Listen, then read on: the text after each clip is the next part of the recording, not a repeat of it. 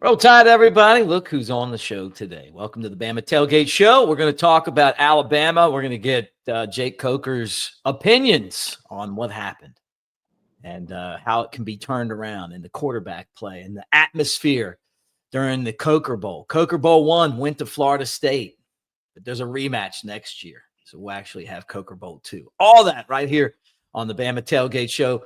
Like, subscribe, thumbs up. Thanks for hanging out. Brought to you by Pearl River Resort over there in Philadelphia, Mississippi. Let's go ahead and get this show started. Let's go.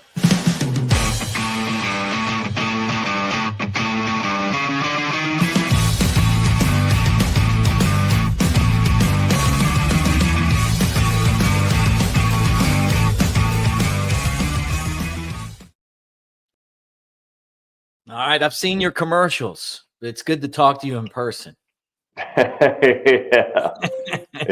that started. You're a star. My buddies have seen it now, so I'm starting to catch hell. Yeah, that's good. You did a good job, man. You were a good Pearl River spokesman over there in the Timeout Sports Lounge. And if you would have listened to me on the Tailgate Show Friday, you guys would be rich. I said take Florida State in the points, and it turned out to be an ass whooping. Anyway, it didn't go the way we wanted it to. And I'll be honest. I've been in a bad mood. There were some opportunities, but and for the, I don't know. I really don't even know. I don't know how to even say this, because I'm pulling so hard for this coaching staff, these players. We've spent some time with them over the last year.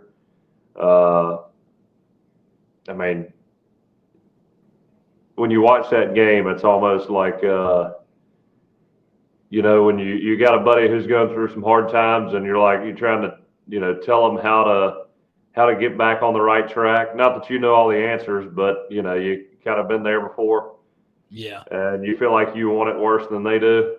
Yeah. That's kind of how it feels. Oh Trust me, I want to see you do well, but you gotta, I don't know, man. I've always said I'm not disappointed when we lose, as long as you felt like you got beat. But when you watch the body language, the effort on the field, a lot of plays, it was very strange and uncharacteristic of Alabama football. There's no doubt about it. Yeah. Look, man, I saw this coming. I think you guys know from watching the show, I've had my concerns, and my concerns really start with the way that the team's been trending. The Michigan game looked like they could have given two shits. The Oklahoma game, the effort wasn't up to our standard. And the Auburn game was great. In between there, they played a physical football game. They showed up. They beat up on Auburn. They took care of business. They're 5-5 in their last 10 games. And it's just progressively gotten worse. It's just like we had that half of football against Georgia, which was amazing. And there were a couple of bright spots at LSU being one of them, but it just has trended in the wrong direction. And I'm hoping, and I really do hope, that they're able to turn this around. And I'm not saying it's not possible, but you're right, man. It's just like you just said. It was a great analogy. It's like, when you're wanting to try to help somebody out, it's like, hey, I want to quit smoking, but then they just sit there and smoke a cigarette. And you're like, hey, chew nicotine and Nicorette, take a shot, put a patch on. And they're like, yeah, I would try that, but these things are good.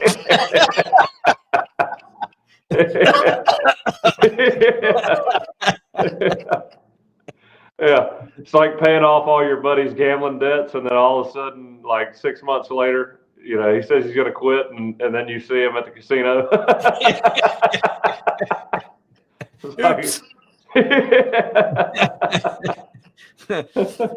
How can they fix it, though? I mean, like DeBoer said something. The press conferences on Monday were so interesting to me. DeBoer's like, he compared last year's team to this year's team, and it was like he felt like last year's team was more this year's team seemed to be a lot more upset and disappointed and ready to figure things out than last year's team. And I get it. Last year he inherited a lot of that roster. This year, some of these guys are inherited, but some of them are his. What does that tell you? I mean, just because guys are upset, I don't know that it's hard to.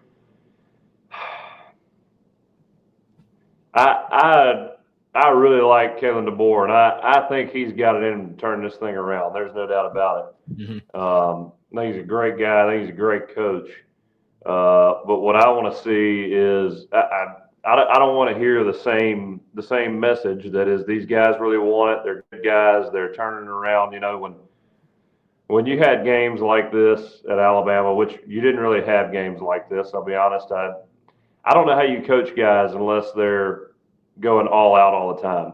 I mean, the first thing that's got to be there is effort, so that you really know how to gauge where a guy is when he's going all out. Guys are going half-assed. I mean, where do you even start on that? Yeah. And I don't know if it was. I know that Kane said that everybody was a little timid, and I don't know if that's that. I guess that's a good word for it, but it was just like they were playing in concrete. They looked like they were slow to react. They weren't being very physical. If you're going to screw up all out. Because a lot of times when I felt like I was watching, I felt like we had the numbers. The numbers were there. Guys were, it wasn't an issue of having bodies technically in the right spot. Now, I do think they got pushed around, whereas if they fit in the right spot, they come downhill and make a play, we're good. But we just didn't make the plays, and we didn't. It was like every time the running back, Florida State ran the ball, we were making first contact after a yard or two. Yeah. You know what I mean? And you just can't lose the line of scrimmage like that right from the jump. You will consistently get beat if you're losing the line of scrimmage battle. And offensively, we looked like we were doing a pretty good job of pushing them around that first drive. And later on in the game, I don't know if the first drive they were doing it the same way, but a lot of twists and stunts, and I know that probably caused a lot of confusion. But I've never been an offensive line coach, but I would think when you got that much movement, I mean, you got to set the tone, and when those guys aren't coming downhill at you, you got to take advantage of it, take advantage of that leverage, and push them around. That'd be a great Mike Johnson question. Yeah. Because I know.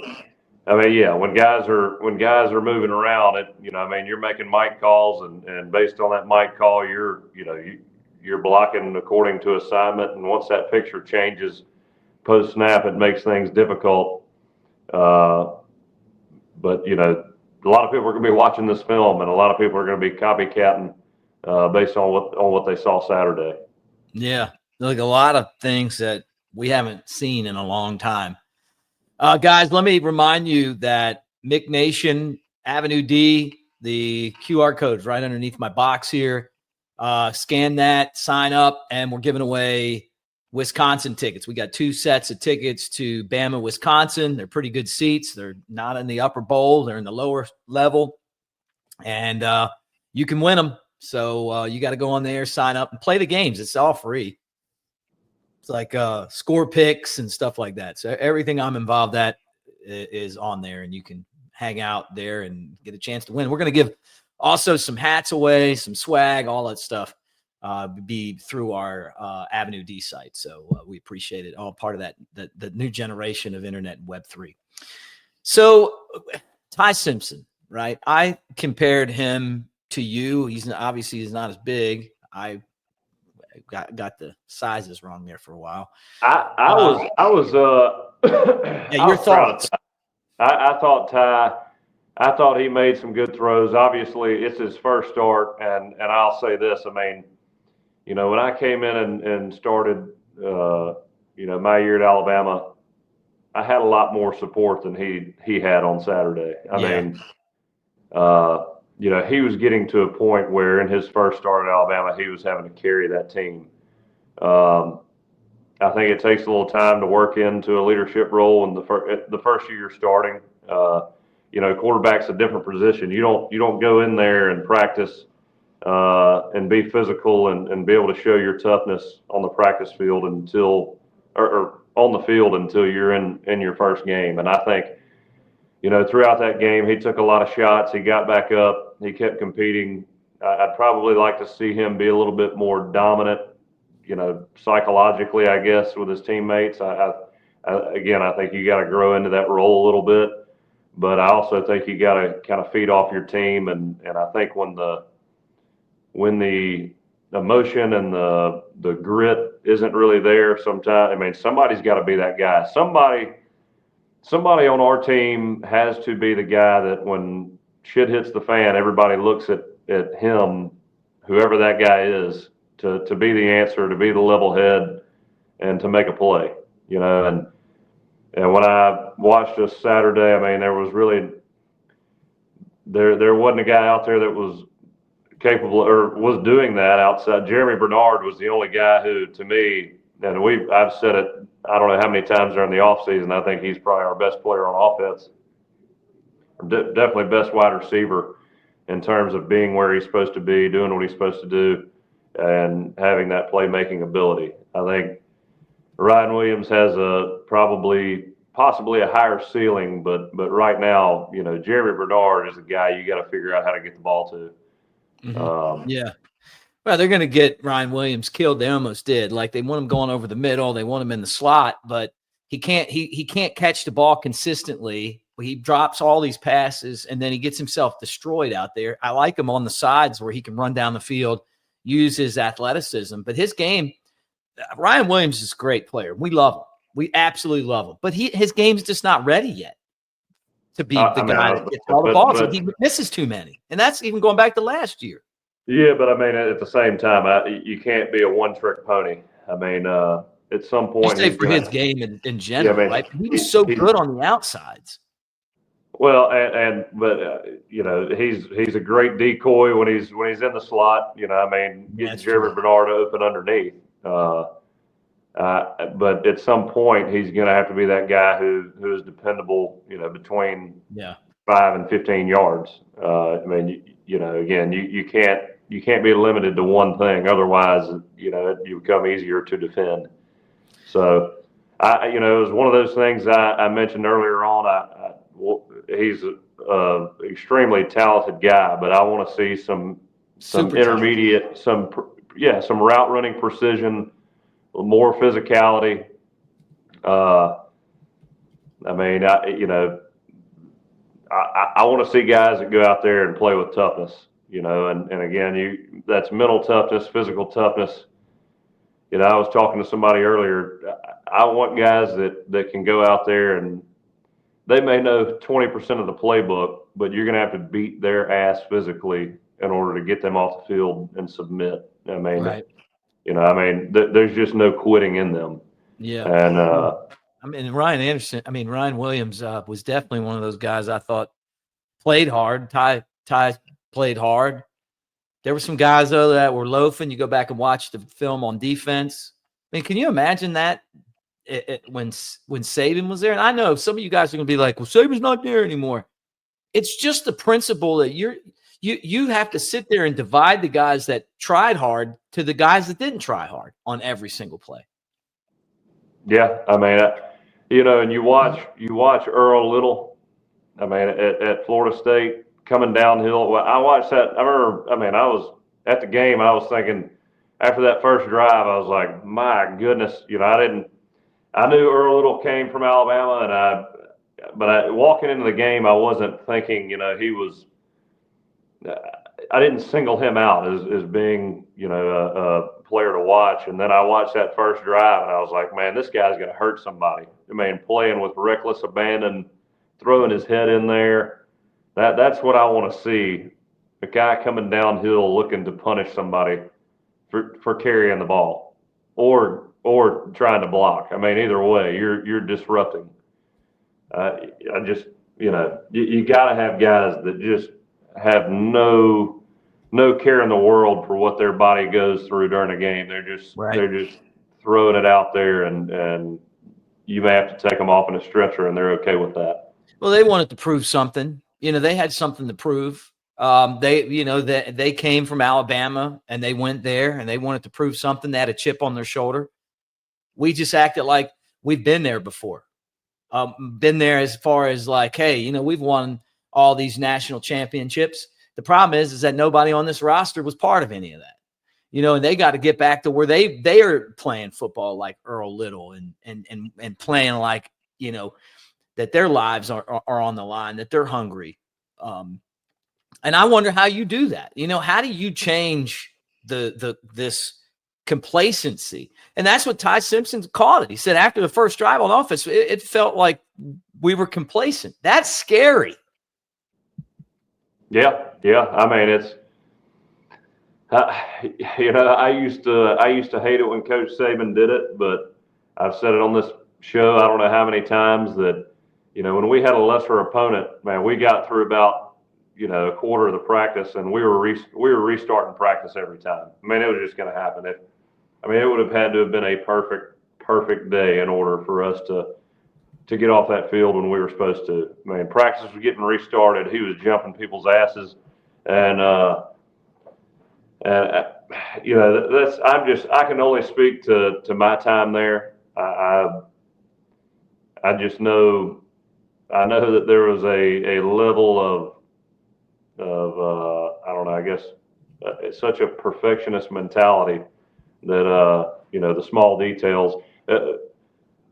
Physical effort wasn't something that was worried about. I mean, that was going to happen. Now and when we got beat, I felt like it was a lot of times on 50-50 balls or 50-50 plays, they went the wrong way, and just a crazy ratio. We just couldn't seem to figure it out. But the effort was always there. The physicality was always there. But again, it doesn't take somebody who's played a lot of football to watch that game and know that we got physically dominated, and the effort wasn't there. And I think really for the most part, I think guys were kind of in the right place, but the coach can't go out there and take on double teams and guard people and do all those things. I mean, at some point you got to show up and you got to play, and that red helmet only takes you so far. It may win a little mental game to begin with, but as I was standing there watching that game, I was like, man, we are giving these guys hope, and that stadium kept getting louder and louder. And man, it was just, and when the rain started coming, it was like, man, this is the perfect storm. How about when the rain was really heavy and we emptied the backfield? I'm going, what empty the backfield? Like, wouldn't you want an extra guy back there to at least fake the run? Or I don't know. A lot of times when things get a little overwhelming, I like getting it empty because I feel like you can see everything a lot better. And look, Tony White at FSU, he did a good job mixing things up. I mean, he did. He mixed things up very well. And we've all Kalen DeBoer's always liked running out of bunch sets and tight alignments. And there's a lot of advantages to that, but sometimes I do enjoy a good empty set where you can see, really see where guys are aligning, and you feel like you can see the field a lot better. And I think Ty at times during that game was seeing ghosts a little bit and needed to slow down and get a better picture of the field. So I mean, I get both sides of that. The show is brought to you by Pearl River Resort and Golden Moon Casino and the Timeout Sports Lounge. Have you ever seen this? I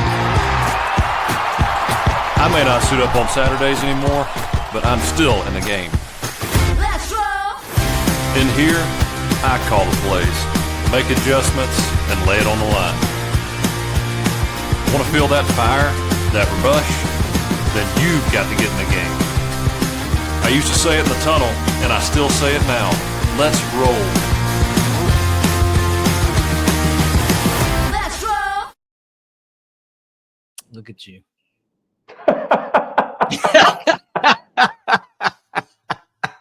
I don't know what they were thinking. I don't know what they were thinking.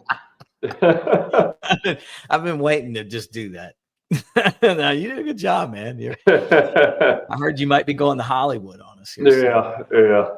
Well, look, I mean, at the end of the day on this game, I mean, this is obviously disappointing for anybody who's pulling for Alabama, right? Yeah, I mean, you go into this year and with all the momentum, all the offseason momentum, all the talk, all the players that seem to be just the missing piece, and they've got one more year of experience and confidence. You feel like this is a statement game, right? And to come out flat is, as an Alabama fan, that's about as disappointing as it gets. And just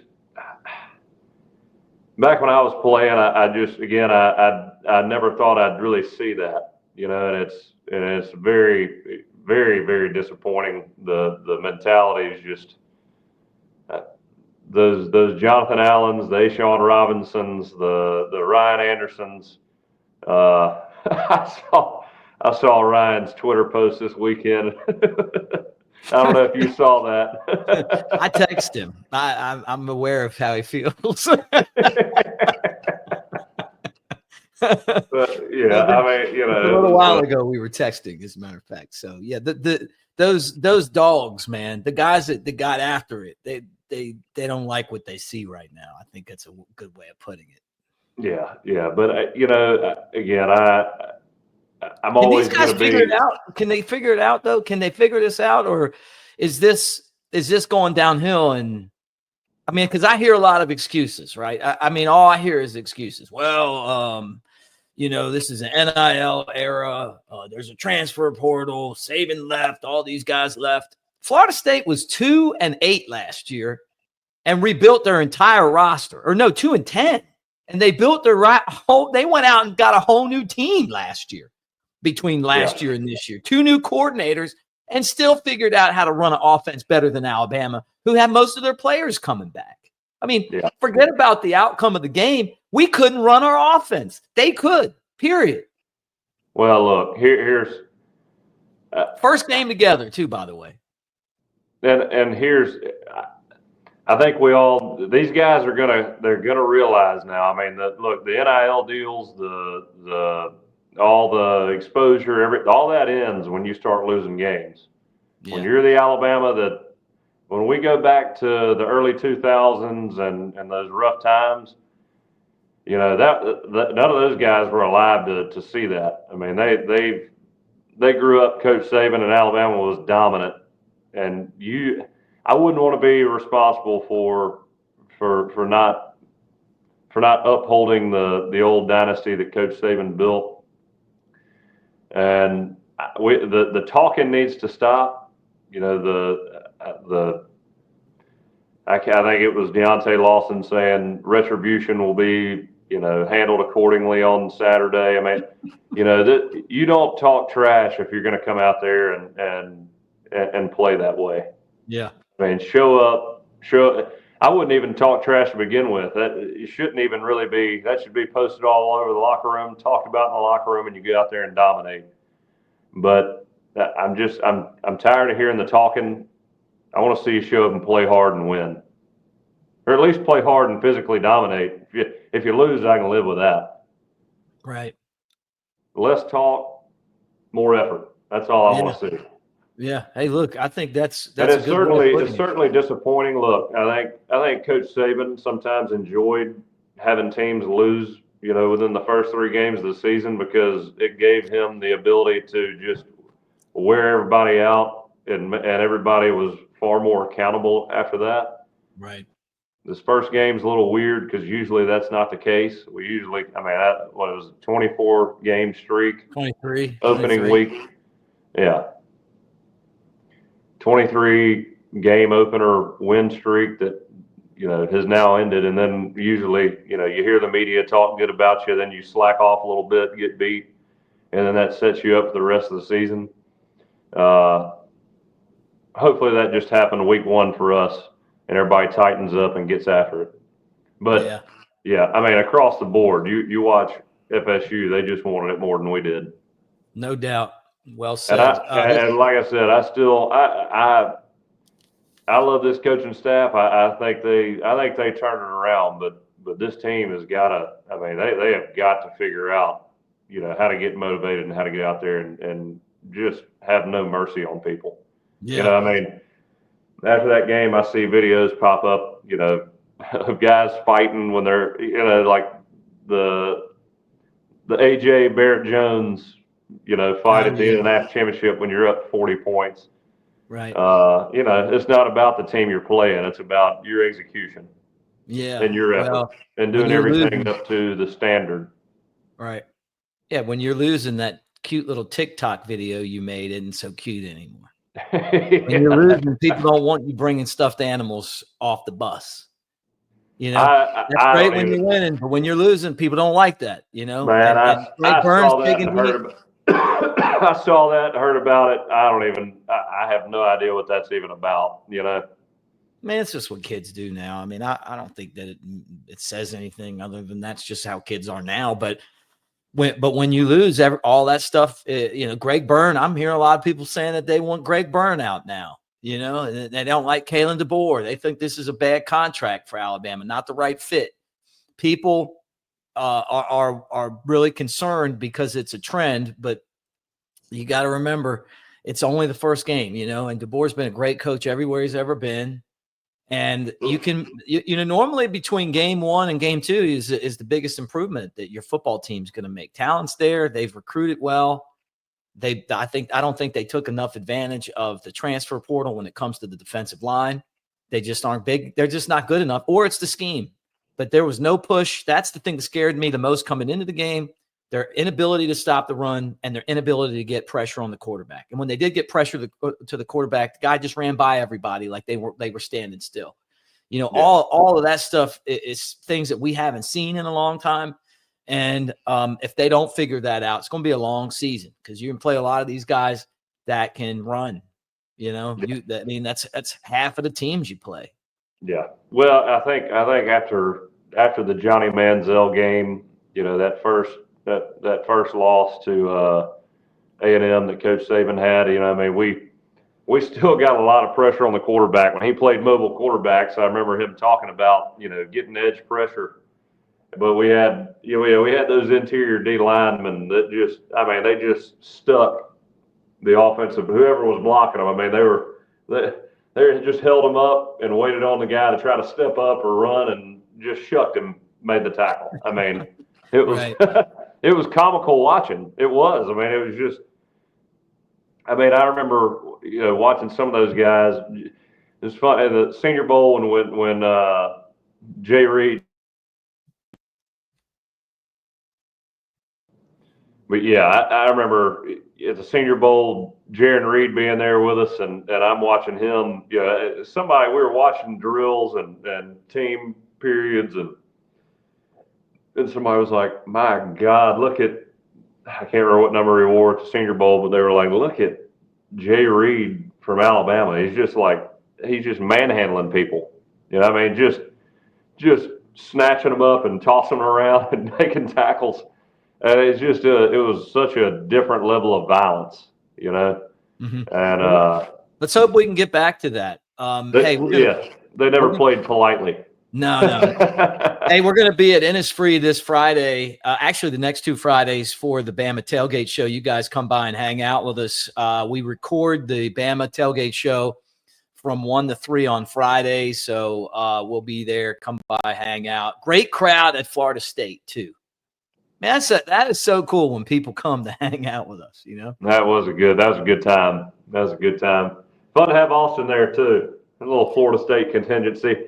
Yeah. We talked a lot of trash, but it sucked. It didn't go the way we wanted it to. No. Could be a good thing though. Look, if they figure it out, I know they're going to work hard. If they figure it out, could be the best thing that ever happened. Maybe it's inflated some heads and they'll be more focused. We'll find out. And guys, look, here's the schedule of where we're going to be with the Tailgate Show when we're on the road. Georgia game, South Carolina game, and Auburn game, the Iron Bowl. We're going to be at different places at the Floribama. So we'll be at the The Old River Grill on the 26th. We'll be at Coastal on October 24th. And then November 28th, always the Friday before the game, we do the show 1 o'clock for all of those. So come by and hang out with us. We're going to have a good time, man. We really do have a great time when we put the show together. And of course, your opportunity to win Wisconsin game tickets, you better get on there right now. AveD, Mick Nation, QR code gets you there. It's all free. Sign up, play the games, and then we're going to pick a couple winners this week at some point and give some tickets away. Brought to you by Pearl River Resort. You and I will be back there again really soon. Great job as the spokesman for Pearl River. And any final thoughts? Man, I just hope there's a different mentality. Now, it really doesn't matter at this point. You got a brand new season. I say it doesn't matter. If you go undefeated, you're still in the playoff. But man, you have one more look like that, one more outing like that. I don't know. You know, the people on the committee are already saying they don't know if Florida State's that good or Alabama just was a pretender. So prove everybody wrong. Hey. Still love the guys in Crimson. I believe in this coaching staff, but you know, you got to right that ship. Need more intensity. You know, when I think of intensity, I think of this. I may not suit up on Saturdays anymore, but I'm still in the game. Let's roll. In here, I call the plays, make adjustments, and lay it on the line. Want to feel that fire? That rush, then you've got to get in the game. I used to say it in the tunnel, and I still say it now. Let's roll. Let's roll. When you head to the Smoky Mountains, it's only natural to visit Sevierville. Even we had to check it out. And we've been here our whole lives. Experience the adventure of a lifetime. I'm king of the world! Even you can get a bird's eye view of the Smokies. You're going down, Billy. Whoa. Your Smokies start here.